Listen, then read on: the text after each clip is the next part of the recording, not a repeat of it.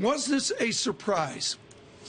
Good morning, Tom. I think it was the timing, maybe a little bit of a surprise, and I would say maybe even a little bit of surprise internally, because you think about a press release that was, issued at 6 o'clock last night. It feels like it was sudden, but I don't think ultimately that anybody is really scratching their head. I mean, it's hard for a company to put up pretty, to use an earlier term, moribund results for as long as McDonald's has, and not start to have some scrutiny at the top. There's front of the store, back of the store, like Walgreens is about the front of the store, and then there's the pharmacy in the back of the store. Easterbrook is considered a front counter guy. What does that mean, and how will Mr. Easterbrook change the game? Yeah, I think, what we're talking about is really kind of engaging with the customer again and getting McDonald's, in really improving the way people think about McDonald's. When they come into the store, what they see when they walk in, who they see when they walk in, how they think about the menu.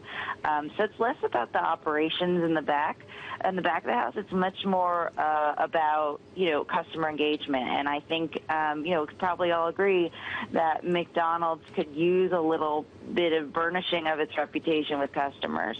Sara, there are two ways to look at this. One is that McDonald's has a system. The system cannot be changed. The other interpretation comes from Susan Burfield. She's writing in Bloomberg Business. Yesterday, she wrote, there was one thing that customers really wanted from McDonald's, all-day breakfast. Thompson said he was considering it. That was in April 2013. So can McDonald's not be changed, or did Don Thompson do a bad job of changing it?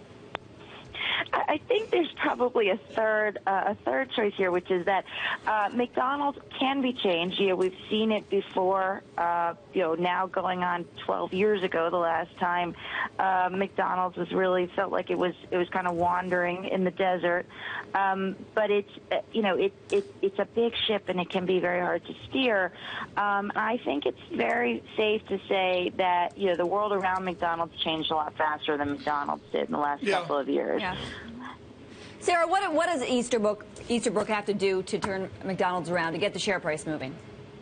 Oh, that's a great question. And if I knew for sure, I'd be the successor, not Steve Easterbrook. But I think what we've seen is McDonald's has and the whole category obviously is losing some ground to fast casual.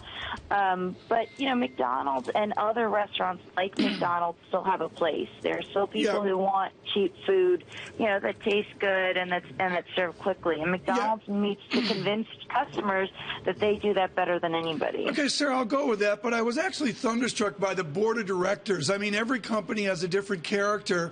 This is an eclectic group of Chicago people. Andy McKenna, legendary in Chicago. John Rogers, of course, of Ariel Investment, and Miles White of Abbott Labs. Is this a narrow, inbred board? Susan Arnold, Peter Eckert, formerly with Mattel. Is this a narrow, inbred board that's been caught asunder after a 20-year free ride?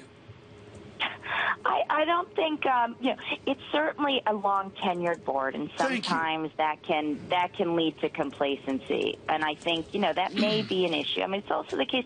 McDonald's has always been a culture that's very I don't want to say insular, and to some extent it's really served it well. People who work there love McDonald's. They eat, sleep, and breathe McDonald's, and continuity has been McDonald's' friend more than once. But I think it is possible that in another company with a different board, we might have seen change happen, more quickly.